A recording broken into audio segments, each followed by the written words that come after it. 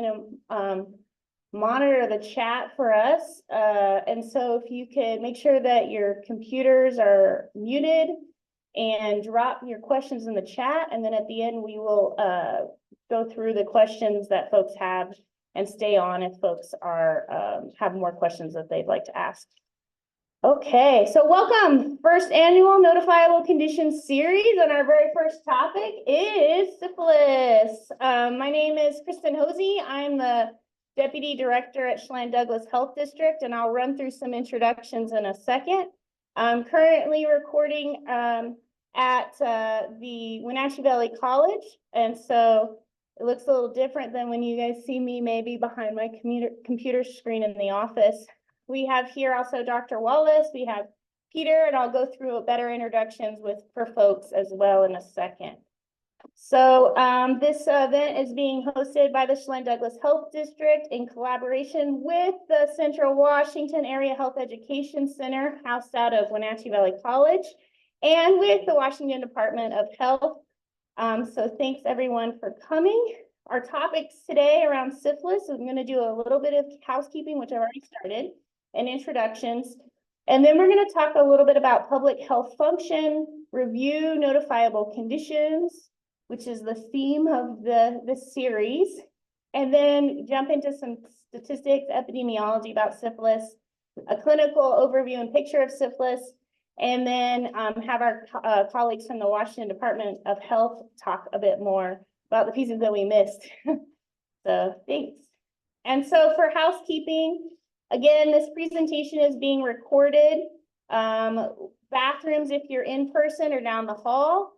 There's food here, and make sure that you sign in. That's just for our budget purposes. We have to have a number of how many people came and ate food.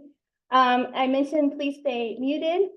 And if you are on Zoom, please write your name, your organization in the chat, and your email, because we're going to send you a way to sign up in the future through our series, through SurveyMonkey, as well as give you a evaluation for how today went. If you're in person, we also have a sign-up sheet circling around. The survey is from Central Washington Area Health Education Center, which is our gracious hosts. And if you're in person, we have parking vouchers, and we have flyers that are laminated, which we can also share electronically as a PDF. And the flyers have the conditions that you can hang up on, knowing which ones you need to call us immediately versus those that you have a few days to notify. All right, so I first want to introduce our Area Health Education Center staff. And so some of you, if you're providers from other states, might know about Area Health Education Centers. They've been around since, I want to say, like the 70s. It's a national organization that really is focusing on getting providers into rural and underserved areas, as well as diversifying the healthcare workforce.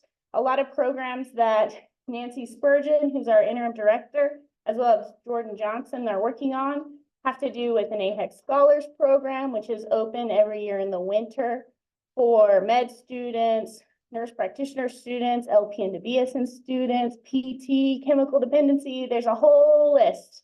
And this is in collaboration with the University of Washington. So in 2022, we were able to get I feel like it's like a lottery prize of getting the Central Washington AHEC housed out of Wenatchee Valley College. Before that, there were only two, and one was based out of UW, and the other one was over in Spokane. So in 2022, we were able to add two more. And as you can see in the map, which is probably small on your screen, but the service district for Central Washington AHEC runs from Yakima all the way up to Canada. So we really are trying to support opportunities for healthcare providers to get experiences in rural areas. And some of our programs like RUOP, which is a Rural and Underserved Opportunities Program, actually matches med students with primary care providers in rural areas for a few week rotations.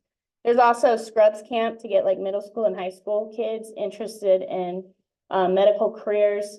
So if you're not familiar, you can find more information about Central Washington AHEC And they were able to host us today for this room, so really appreciate their time and their support. Okay, so just got the dramatic opening for the series. So we're talking about syphilis today.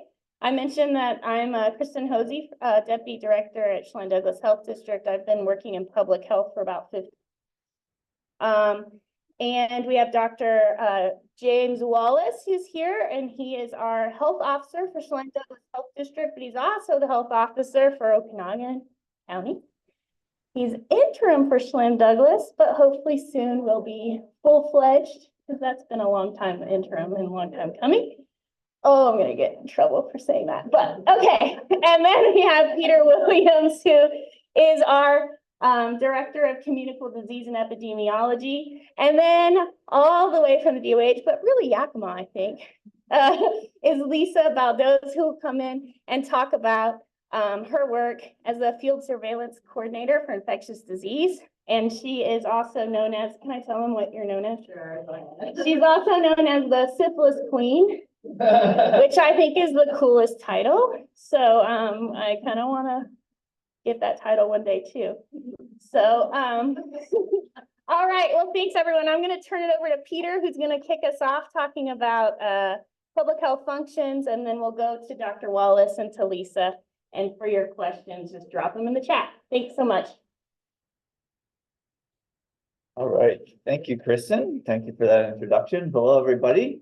I hope you're all doing well. So I'll just start out with a little overview of public health and look at some of the functions that we play in the healthcare system and our whole health system.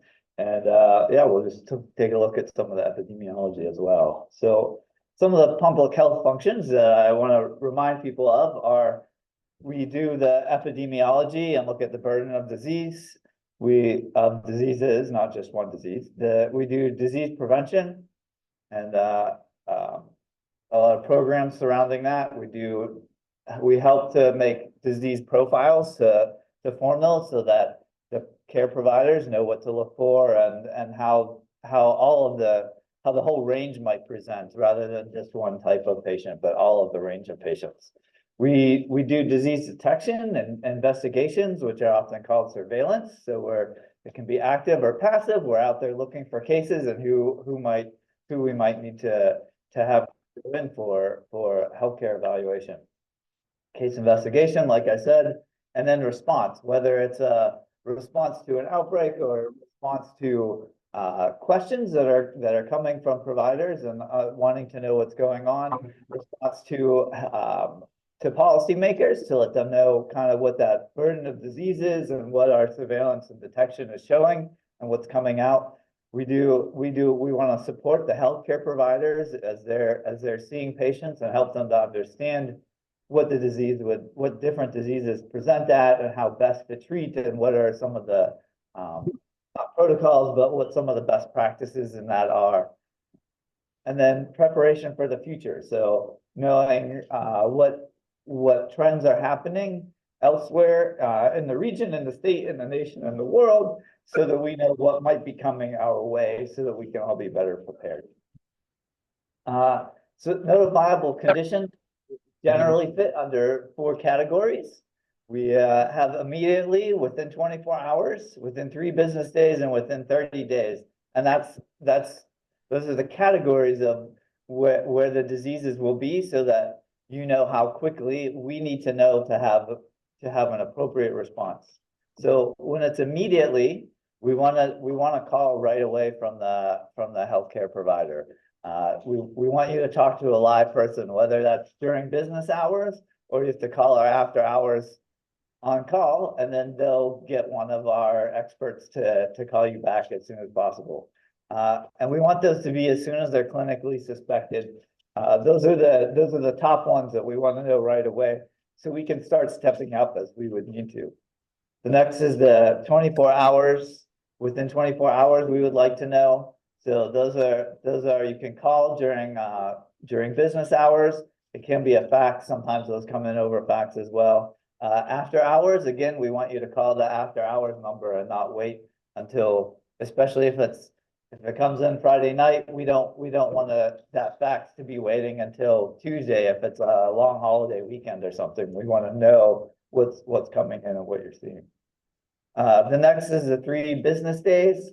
So those often come in by fax, and that's fine. So to let us know what the facilities are seeing, and we can start investigations.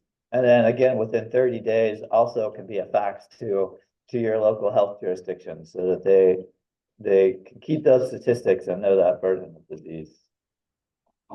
So I wanted to talk about the WAC 246-101-005. It's about notifiable conditions. These are, I hope you've all read them and know them all well. Probably not, but these are important. These are the regulations to guide us to know when to report diseases and how to handle that. So the purpose for notifiable conditions, of course, there's a whole list of them. It doesn't stop at 005. It goes quite a bit farther than that. But the idea of the WACs in general, and this specific, is to provide information to the public health authorities so that you can aid us in protecting and improving the public's health through prevention and control of infectious and non-infectious diseases. So we use that information so that we can take appropriate actions. And so those appropriate actions are treating the ill patients, providing preventive therapies for individuals who come in contact with infectious agents, investigating and halting outbreaks. This is really where the public health really jumps in. Removing harmful exposures from the environment, whether that's a fomite in the environment, whether that's a person, an animal, a group of animals, or a vector such as rats or mosquitoes or whatever. We want to remove those, or if that's people that we need to quarantine or isolate, as we've seen in various outbreaks. We need to be able to assess those broader health patterns, and we want to be able to redirect program activities and develop policies around those trends that are coming up, especially during outbreaks. If we need to redirect how we're responding to things. So those are the regulations. Those are how that's where this comes from. That's from the Washington State saying that these are things that we want to know about and you need to report. So maybe you can drop in the chat, although I can't see it from here, but so syphilis is obviously a notifiable condition. That's why we're talking about it here today. But what level do people think it is? And who should do the reporting? Do people know? I don't know if people can drop that in the chat, if Jordan can call any of them out. Or if anybody in the room wants to say. I guess 3-day. 3-day? Okay, we have a 3-day. I don't know if anybody's dropping in the chat. No? All right, no chats. Not too active. All right. We gotta get, well, I should have done like one of the polls. All right, the next time we'll do a poll. All right. Thank you. It is within 3 business days. That's good. That was good. So that's of course the facts. That's fine. That's a perfectly acceptable way. But who needs to report? It needs to be reported by the healthcare provider or the healthcare facility, right? Many of you would work in facilities with many providers. So we don't expect each one of you to send a fax, but the provider, the facility, needs the fax, as well as the laboratory. So this is not rely on your laboratory. They'll send a fax eventually. That's not always true, and that depends a lot on whether it's in-house, whether it's out of house, and if you're sending things out of house, does it go out of state, and what are the cross state? You cannot rely on the laboratory that they're gonna actually have notified us. So the facility is required as well. That laboratory is also required in that to send, depending on the disease, but specifically syphilis, they would need to send a specimen to the public health laboratory where they would do confirmatory and further testing. And then we, the local health jurisdiction, would then want to notify Department of Health as soon as possible. And that our time frame also is 3 days, but we try not to wait that long. We want to get that in right away so they can start their response too. All right, so just a little bit of the epidemiology and statistics that have been going on. This is almost 20 years of syphilis, and we can see it growing quite a bit over those 20 years, and really jumping up in the last couple. This doesn't include 22 and 23 yet, but I think it's quite stark that from 2020 to 2021 we saw nearly a doubling. So this is for all of Washington State. This is Washington State in 2022. The darker color is a higher reporting rate, and you can see a number that are showing as NR, which there isn't a report from, or some of the double stars, which means that the number was less than 10, so that wasn't reported as a definite number. So our little region, I'm not sure that's actually region 7. I'm still learning how all those divisions work, but for Chelan-Douglas, Grant, Kittitas, and Okanagan, we're trying to work closely together, those counties. And so you can see that trend also is growing for each one of those health jurisdictions that we're seeing that growth. And for the ones that are missing, that like Kittitas only has that 1, those were either not reported or below 10 as well. So we're seeing that growth, and that's coming. And then the next slide shows an interesting one of Yakima, who is really blows out that scale. So that of course comes from a number of factors. That's not just one, but certainly our counties aren't some kind of syphilis exclusion zone. We know that it's here, and so that probably comes from not testing as much as it should be done, but also that testing isn't as available in our regions as it is in Yakima, who has more of that STI clinic, more of that testing going on available to their communities. Which isn't to say we don't have any in these others, but that they have a lot more, and so they're testing more and they're able to find more of those patients. So I'm going to hand it over to Dr. Wallace now, and he'll take us through some of the clinical pictures. Yeah, thanks, Pete. I'm Jimmy Wallace. I'm a family physician. I work, as Kristen said, in Okanagan County, where I have a clinical practice as well as work as the health officer and the interim health officer here. Syphilis is fascinating to me. I learned about syphilis in microbiology and then on infectious disease rotations, and can say that I've probably seen 2 to 3 times as much syphilis in the past 2 years as I did in my first decade out here in practice. And so we're seeing much more of it in the clinical setting. That's reflected in the disease distribution that Peter just shared with us.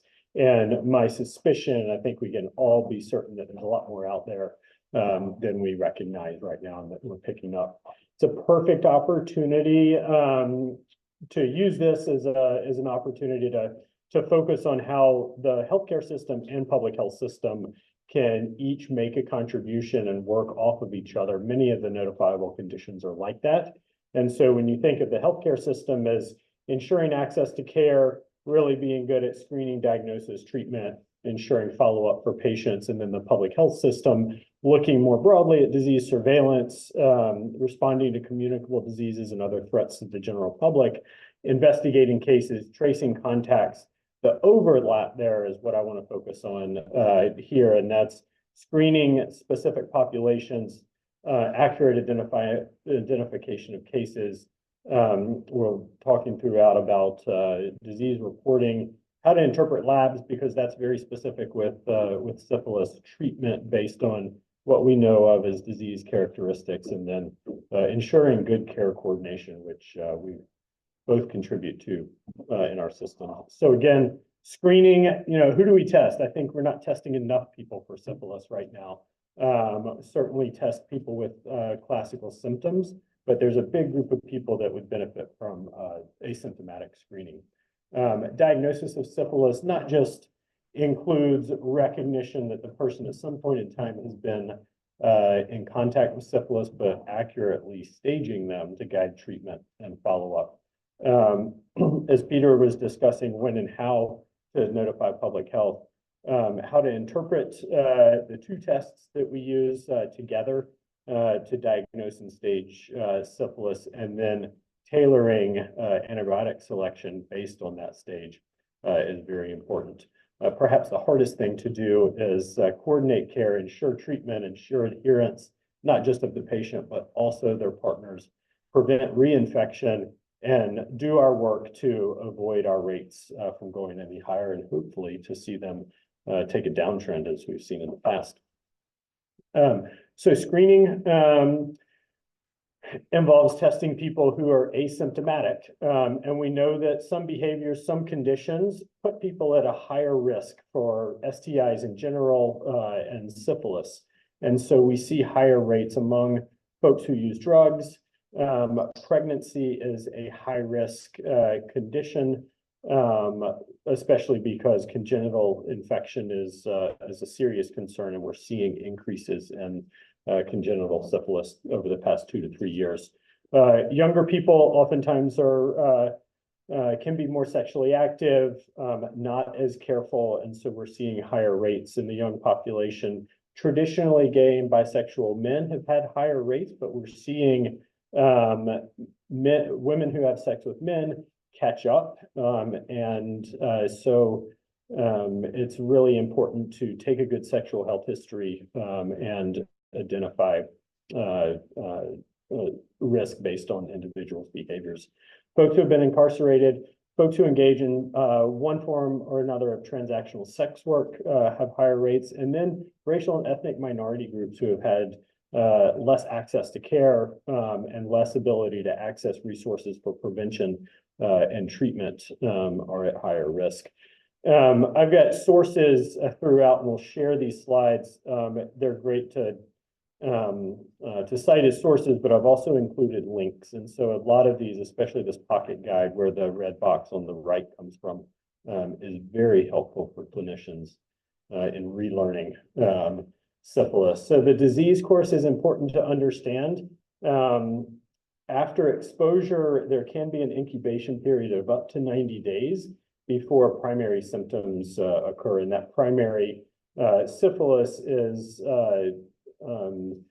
includes the classic ulcer or chancre, and that's the only symptom of primary syphilis. Secondary syphilis can sometimes overlap with that, but oftentimes comes after an additional period of latency, usually within the first 6 months of exposure. And so when people have primary or secondary syphilis, we can safely assume that it's probably that their exposure has probably occurred within the past 6 months, almost certainly within the past 12 months. Some people don't recognize their symptoms, or their symptoms come and go without having treatment. And those folks oftentimes then fall into a period of latency, with early syphilis being defined as latent, or early latent being defined as earlier than 12 weeks, and then 12 months, and then late latent or non-early latent occurring after 12 months. Neurosyphilis, ocular, and otic syphilis can occur at any point in time. It can accompany primary or secondary, as well as be the only symptoms of syphilis and an otherwise latent disease. So should always be a piece of the workup that we provide for patients with syphilis.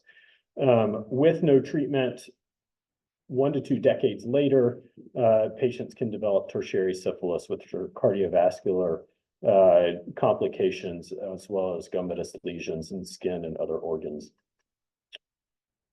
The staging, again, is very important. Understanding the disease course and understanding what findings you might have at each of the stages. So as I said, in primary syphilis, there is only the canker.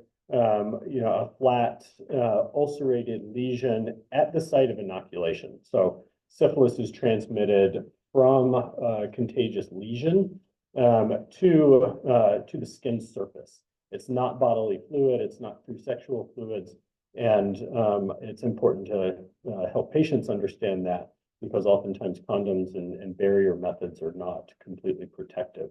In that primary stage, usually the treponemal antibody test that I'll explain in a moment is positive. Early on, the RPR can be negative. Very early on, the treponemal antibody test can be negative. But then titers rise, the body's immune system rises as the bacteria increases in the body into secondary syphilis. Both of those tests are positive, and you get the classic symptoms of a rash that's usually maculopapular, usually erythematous, but oftentimes just hyperpigmented. Maybe a whole body, or maybe just certain regions of the body. Mucus patches or lesions within the mouth. Mucus patches are contagious. The rash is not contagious. So individuals with mucus patches can transmit from those lesions, as well as condyloma lata. So those are wart-like lesions, oftentimes in genitalia or around sites of inoculation. Also contagious lesions. Alopecia is also described. It's oftentimes the focal alopecia on the hairlines, and is another finding in secondary syphilis. So primary and secondary are symptomatic manifestations of syphilis. Asymptomatic presentations or latent syphilis is really caught by testing and screening. And so to diagnose someone with early latent syphilis, you need to be assured that they've contracted syphilis within the past 12 months. And we know that because someone will have known exposure to someone with syphilis within the past 12 months.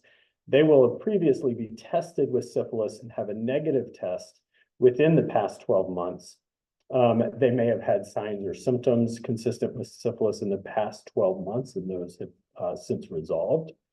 Or if they've had syphilis in the past, we have a documented positive RPR from the past that was appropriately treated and decreased, then redrawing an RPR and seeing a 4 times increase in that titer suggests that it is a repeat infection and early syphilis. If you can't be assured by any of those, we consider it non-early or latent syphilis. So latent syphilis, the exposure has been 12 months or greater, or we don't have confirmation that it has been within the first 12 months, and we consider it late. Diagnostic tips, tricks, and keys to evaluation of primary syphilis are quite complex. I could inundate the audience with all sorts of photos and slides.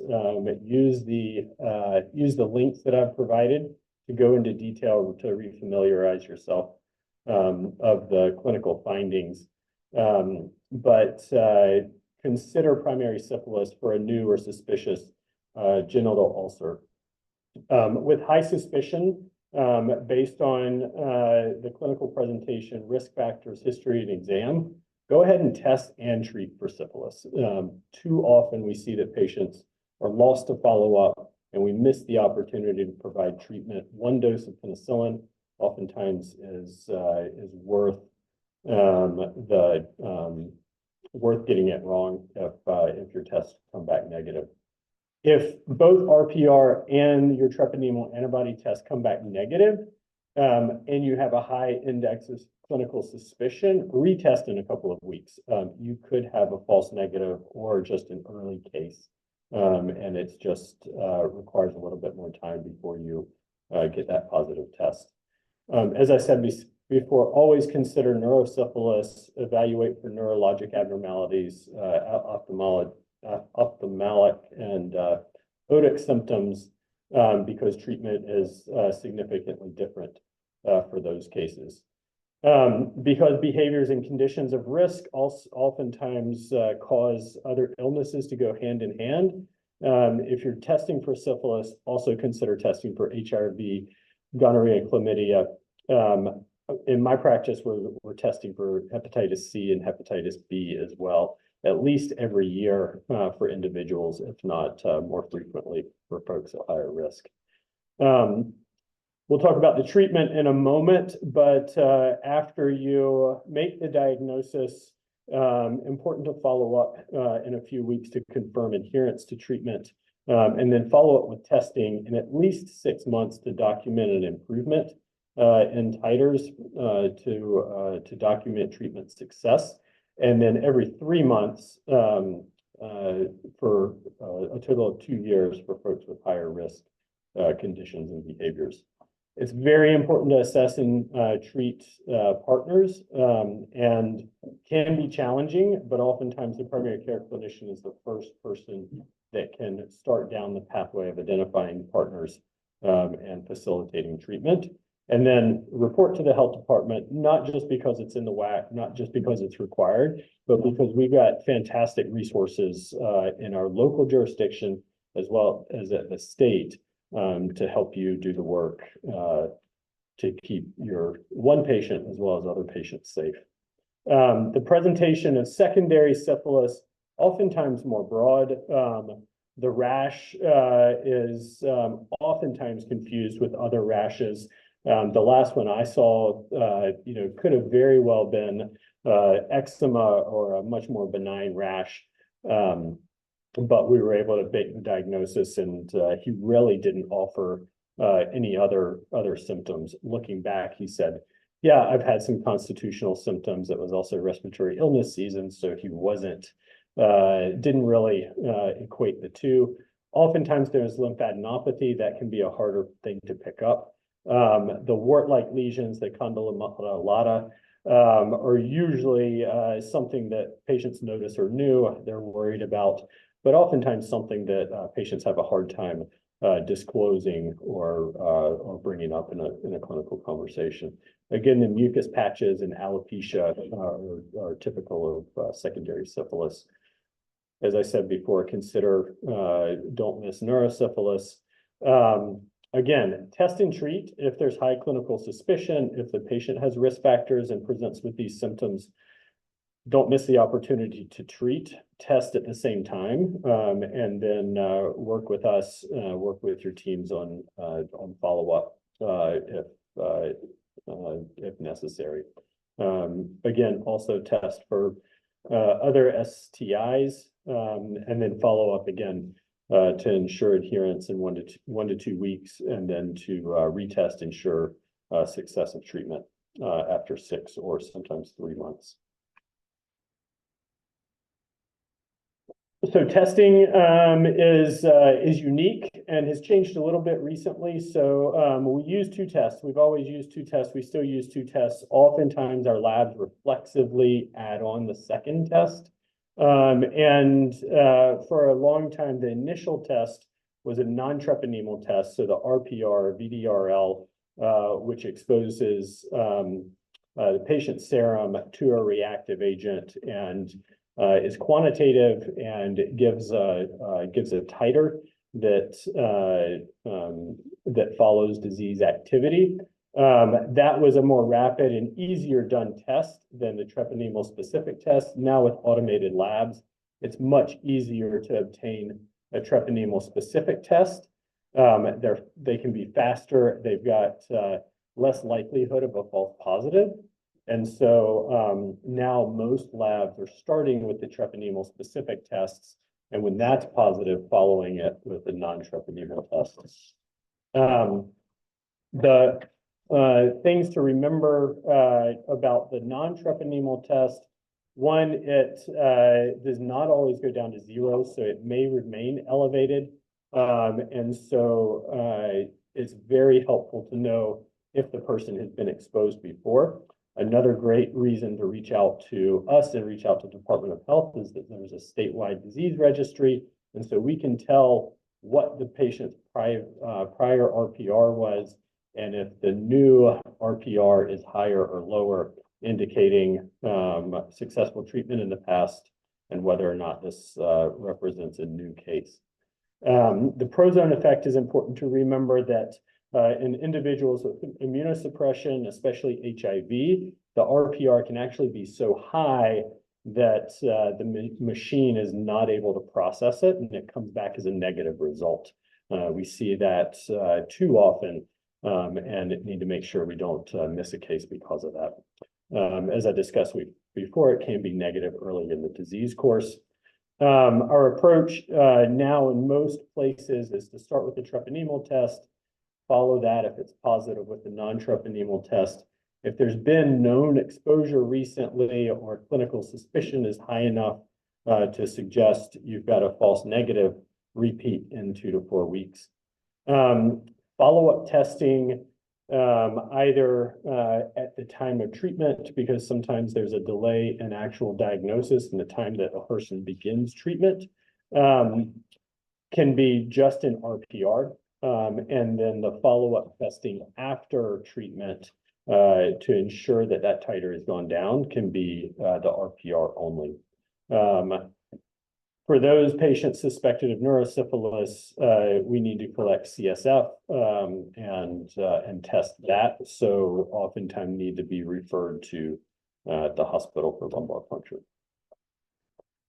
So a case that sticks in my head from our clinic up in Okanagan County is that of a 32-year-old female, cisgender female who has sex with men, came in for a routine wellness exam. She was known to have opioid and methamphetamine use in recent history, disclosed high-risk sexual activity, had 13 months ago had a negative screen for syphilis with the treponemal antibody test. And her primary care physician went ahead, tested again for syphilis because ongoing risk activity as well as other STIs.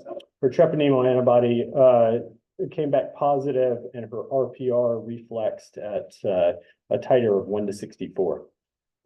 She returned 2 weeks later after that initial RPR came back, was retested at the time of initiating treatment, and her RPR was 1 to 32. So that begs for a little bit of an understanding and interpretation of what titers can do. So the graph on the right just depicts that after exposure or inoculation, that titer, your RPR results are going to rise throughout primary and secondary syphilis.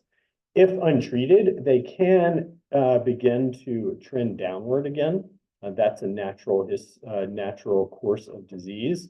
But treatment with antibiotics is going to accelerate that process. And so we expect to see titers between 1 to 1 and 1 to 8 or 1 to 16 in primary syphilis, higher titers in secondary syphilis. This patient had latent syphilis. She was asymptomatic. So it's uncertain where on this whether she was between primary and secondary syphilis or had already experienced secondary syphilis and was going down. But important to note that her RPR did drop from 1 to 64 to 1 to 32. And so when we treat her and we're looking at the post-treatment RPR, it's important to have an accurate RPR at the start of treatment so that we can accurately identify a 4-fold decrease and ensure that she's been effectively treated. I discussed some of this. So the semi-quantitative RPR represents dilution where the highest dilution where antibody is detected. So a higher dilution, 1 to 512 is higher, means there's more reactive antibody in the serum than a lower dilution of 1 to 2. A successful therapeutic response is considered a 4-fold decrease. So you expect a 4-fold decrease after treatment. Again, that's why it's important to get a titer right at the time of treatment, so you don't mistake a titer that hasn't dropped enough or a titer that's dropped more than enough as actual representation of successful treatment. And then to determine that follow-up in 3 to 6 months. We do see persistently positive RPRs. So I think I've already said that persistently low titers can indicate that there's been previous treatment. Nice to access the patient's history or the database to know that the patient has been positive in the past and this is lower than what they had. If they have a 4-fold increase from that treatment, post-treatment success titer, that suggests reinfection. If after 3 to 6 months you test them again and they've had treatment, you can assure they've adhered to treatment, but they're not demonstrating a 4-fold decrease, you can consider treatment failure or neurosyphilis that was not presenting with obvious symptoms and may require lumbar puncture or even CSF.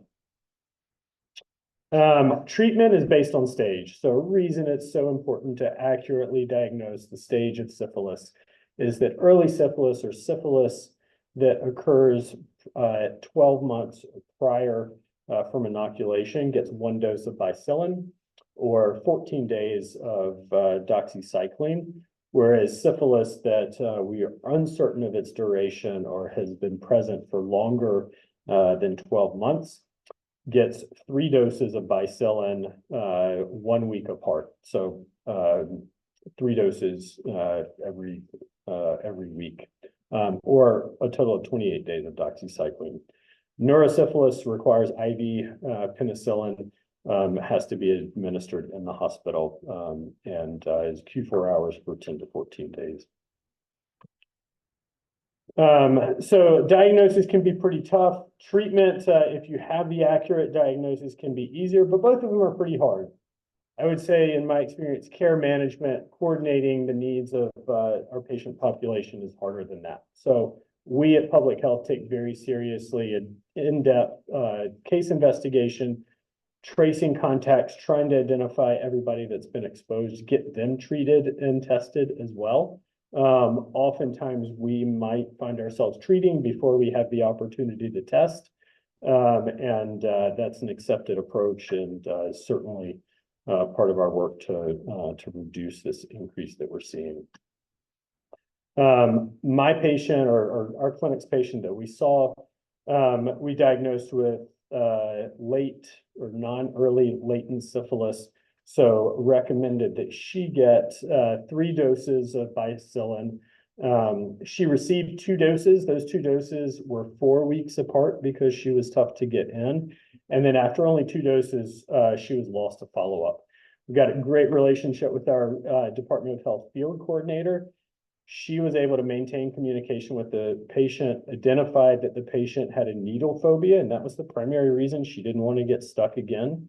So we changed our prescription to doxycycline for 28 days.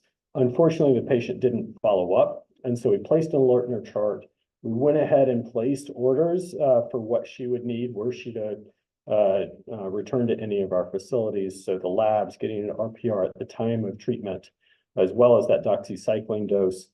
And she did end up coming back in 5 months later. Her RPR was 1 to 2.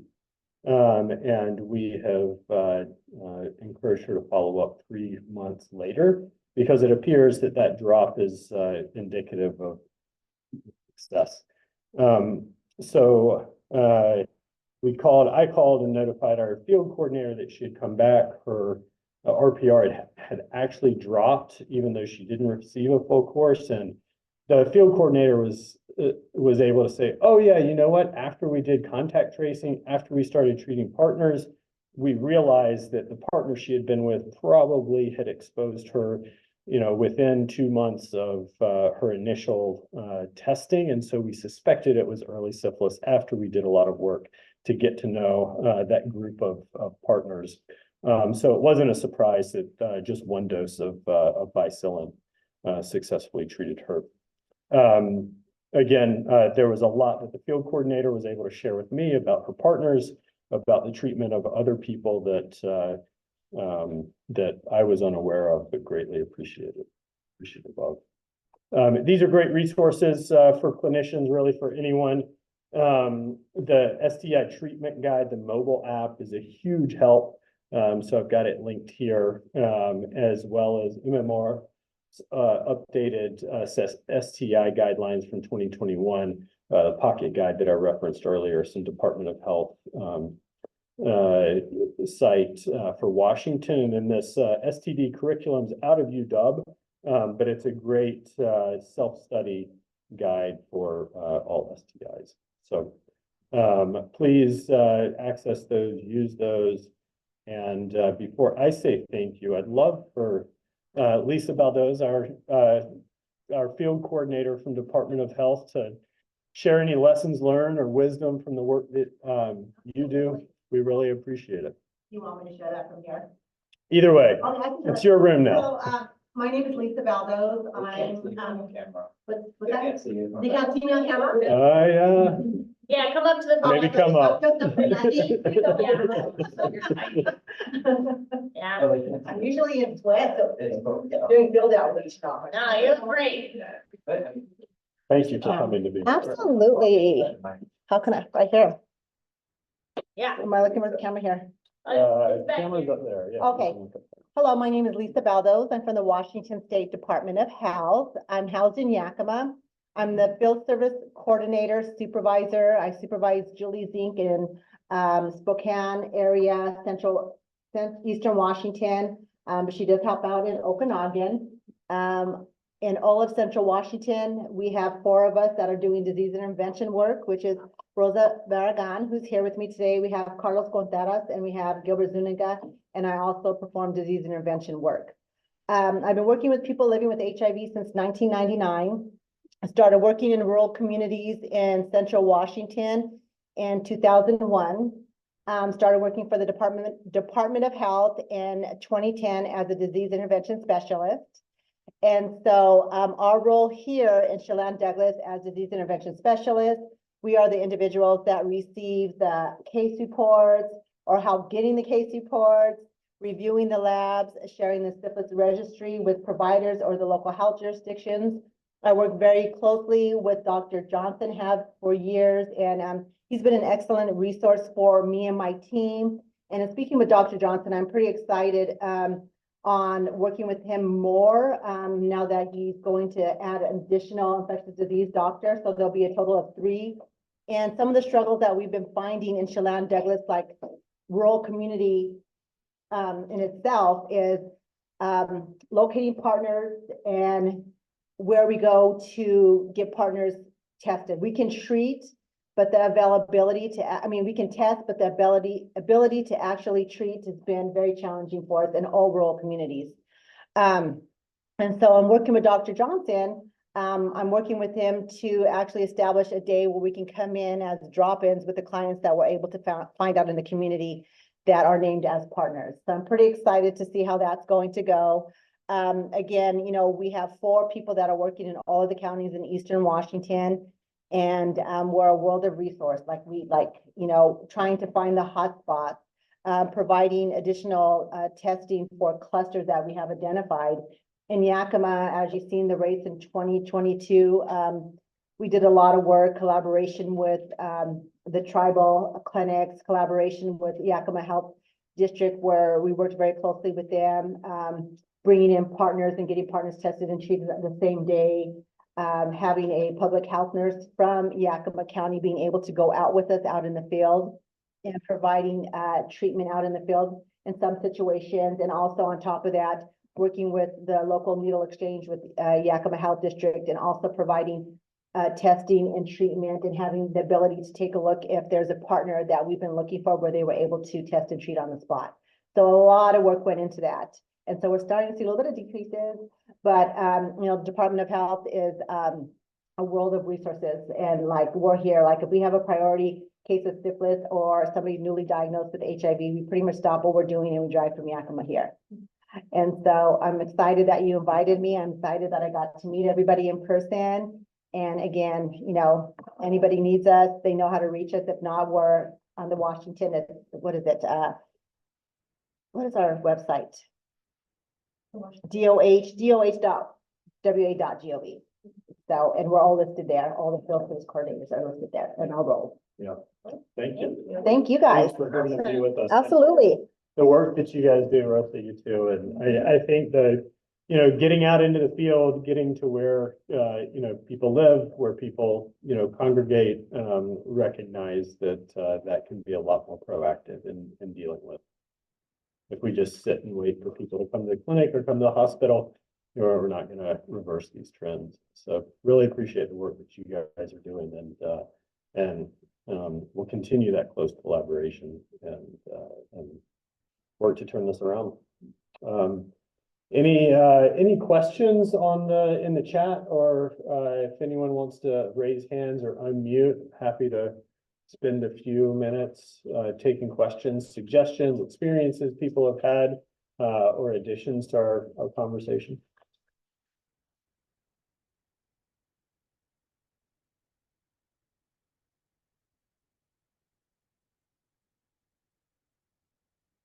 Not seeing any. Yeah, go ahead. Has the penicillin shortage impacted our ability to treat locally? Yeah, I've actually not seen that it has. At least I don't know about your experience. We continue to use Bicillin because it's so quick and effective, and I worry about adherence with Doxy. Certainly not using Doxy with pregnant folks, but it's an alert that's out there that there's a penicillin shortage. When I call my pharmacy and ask them, they say we've got it, so use it. But the Department of Health, historically, we've been able to provide Bicillin to clinics to treat patients and our partners for free if that was not available at the clinic. And because of the shortage, we're not able to do that. We can only provide the Bicillin for pregnant women. In Yakima, it's been a big struggle. A lot of Doxy has been prescribed for patients that are not pregnant or not pregnancy capable. How to prioritize the population in terms of who they would give Bicillin to as we bring in stock to the Department of Health. And so we're still in a shortage. So at this time, unfortunately, like if a provider here in Chelan-Douglas called me and said, hey, Lisa, I have somebody here, we don't have Bicillin, can you please bring it? I would probably have to say no, where before I was able to prior to the shortage of Bicillin. But what I'm understanding is, I think they're going to be able to start delivering in like 6 months, maybe, is that what that told us? We're not caught up yet, but that was something that was available to your county. But now it's a specific population that we can deliver the Bicillin for free. yeah, and I think to be good stewards of the resource, we should recommend using Doxy if possible with patients to preserve the supply for pregnant folks, and if patients can adhere to Doxy, go that route until the shortage is up. Question.